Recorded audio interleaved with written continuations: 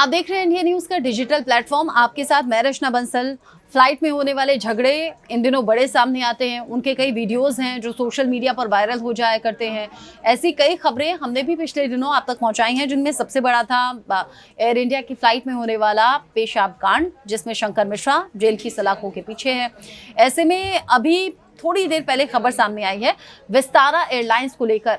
Vistara airlines जो कि अच्छी सर्विसेज में काउंट होती है, विस्तारा एयरलाइंस की फ्लाइट में ही आज एक बड़ा झगड़ा सामने आया।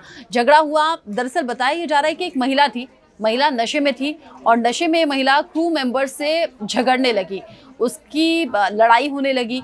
कुछ तस्वीरें जो मैं ढूंढने की कोशिश कर रही थी, ऐसा कोई वीडियो तो नहीं मिला जो मैं आपके सामने रख सकूं, लेकिन एक स्टिल है, स्टिल फोटोग्राफ उस महिला की, क्योंकि महिला बताया जा रहा है कि झगड़े में इतनी ज़्यादा बेकाबू हो गई कि फिर क्रू मेंबर्स को उसे जबरन उसके हाथ बांधने पड़े, उसके हाथ बांधकर उसको बिठाया गया, क्योंकि नशे में वो इतनी ज़्यादा बेकाबू हो गई थी। वो पिक्चर मैं आपको दिखाने की कोशिश करूँगी, हालांकि थोड़ी सी ब्लर है। पाउला इसका नाम बताया जा रहा है।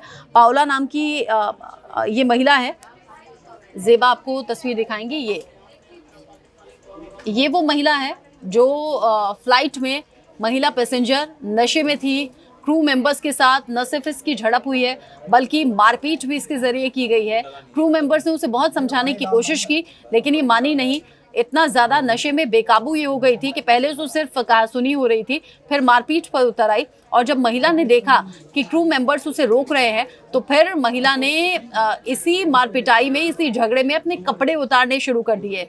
किसी तरह से जो वहाँ पर एयर हॉस्टेस होती हैं, उन्होंने महिला को शांत कराया और शांत कराकर बिठाया और फिर सीट से बांधा गया।